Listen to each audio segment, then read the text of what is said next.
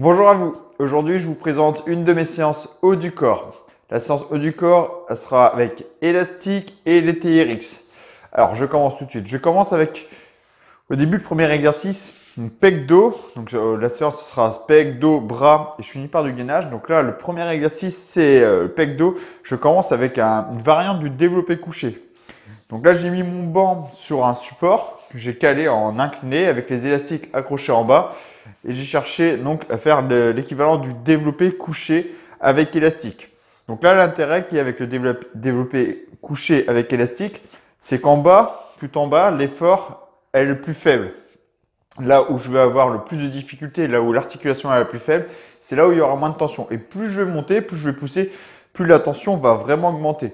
Surtout que j'ai doublé les élastiques. Vous voyez, l'élastique, j'ai pris un élastique dans chaque bras. Donc la résistance est beaucoup plus forte dès le début. Donc en haut du mouvement, la résistance est vraiment à son maximum. Donc ça va vraiment me permettre de gagner en force et hypertrophier le muscle vraiment au summum. Donc là, je suis vraiment concentré sur le développé couché, je suis calé sur le banc, donc je peux me concentrer vraiment à 100% sur les pecs. J'enchaîne tout de suite avec l'équivalent du rowing. Donc là, je me mets accroupi pour être stable, pour libérer mon bassin. J'essaie de garder le dos droit et pareil, je tire bien les coudes en arrière pour cibler le haut du dos. Je me concentre à fond sur le dos. Donc j'enchaîne ces deux exercices. Je commence avec 12 répétitions au développé couché, 12 répétitions pour le rowing. Je prends une minute de repos à la fin du rowing. Quand j'ai fini le rowing, je prends une minute de repos et je repars. Je pars sur 3 à 4 séries. L'idée, c'est finir sur 10 répétitions à l'échec. Si à ma troisième série, je suis à 10 répétitions à l'échec, ça ne sert à rien de faire une quatrième. Si à la quatrième série, je suis toujours à 12 répétitions, c'est que la prochaine fois, il faudrait que soit que je diminue mon temps de repos, soit que j'augmente ma résistance. Parce que ça n'a pas été assez dur. Donc dans ce cas-là, je rajoute une quatrième série quand même. D'accord? 3 à 4 séries. L'idée, c'est de faire entre 12 et 10 répétitions. Le deuxième exercice, j'attaque sur les TRX. Donc bien sûr, mon premier exercice m'aura déjà bien cramé les pecs et le dos. Donc je continue à remettre une couche dessus pour vraiment hypertrophier le muscle. Là ici, c'est quand même pour la prise de muscle.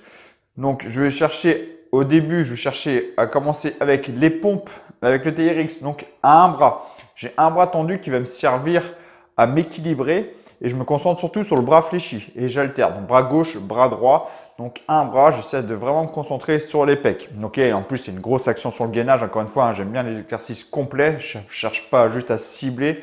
On n'est pas dans le bodybuilding. Enfin, ma chaîne ici, je ne parle pas trop de bodybuilding.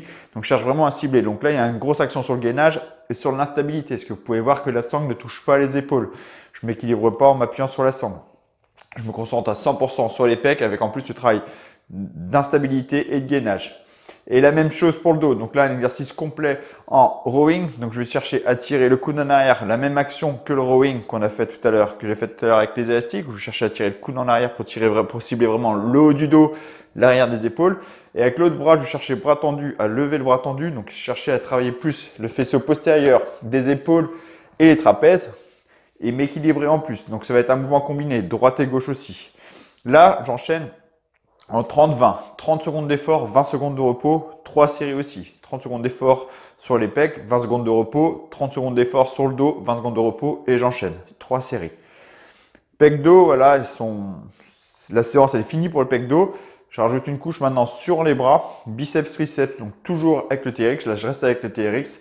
Donc biceps où je cherchais à amener les avant-bras, les poignets au niveau des oreilles et en cherchant à me concentrer vraiment sur le biceps. Je ne cherche pas à prendre d'élan avec le bassin pour faciliter le mouvement. Je me concentre vraiment sur les biceps pour bien sentir les biceps.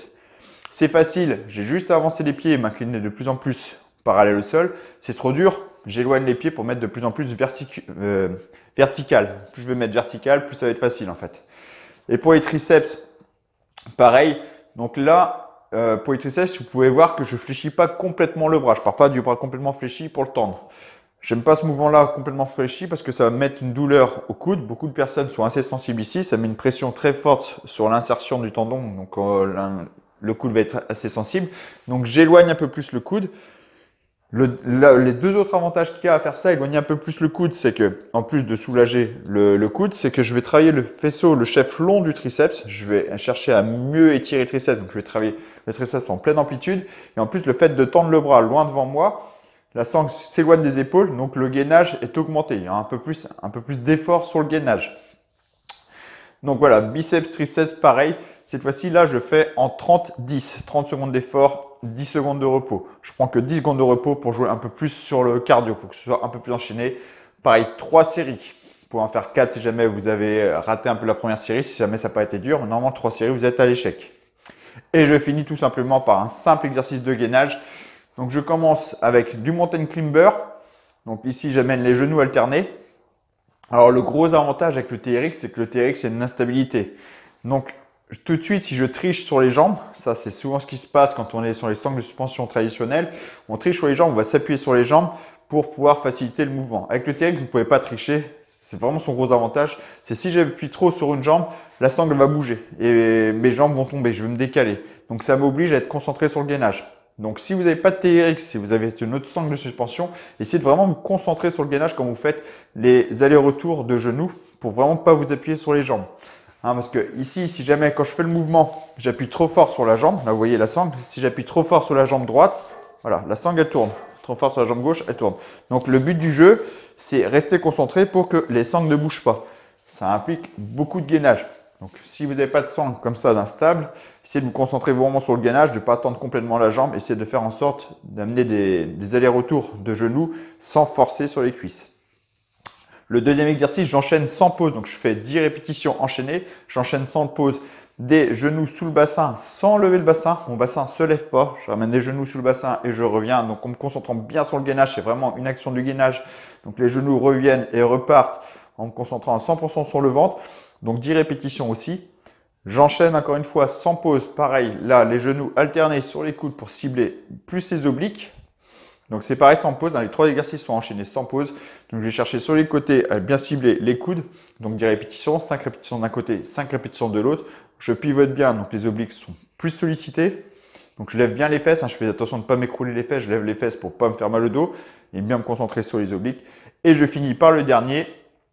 Celui-là est très dur, donc vous faites entre 5 et 10 répétitions. Si c'est trop dur, de toute façon, vous faites des pauses entre chaque exercice. Après, vous diminuez les pauses au fur et à mesure que vous êtes à l'aise.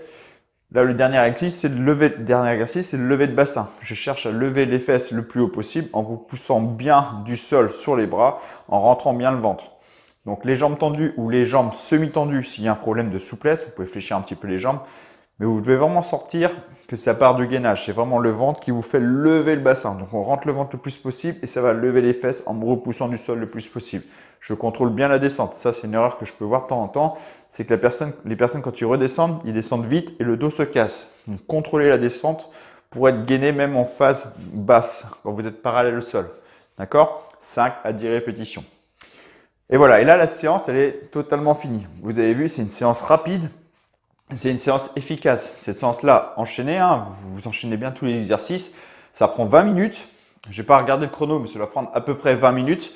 Maximum, échauffement va être une demi-heure peut-être et la séance elle est finie, c'est bon. Donc il n'y a pas besoin de séance de 2 heures pour que ce soit efficace, 1h30, 2 heures. En une demi-heure, vous pouvez faire de vraies séances, c'est ma réelle séance, celle-là a été efficace. Vous n'avez pas beaucoup de temps, vous pouvez vraiment vous cramer en peu de temps.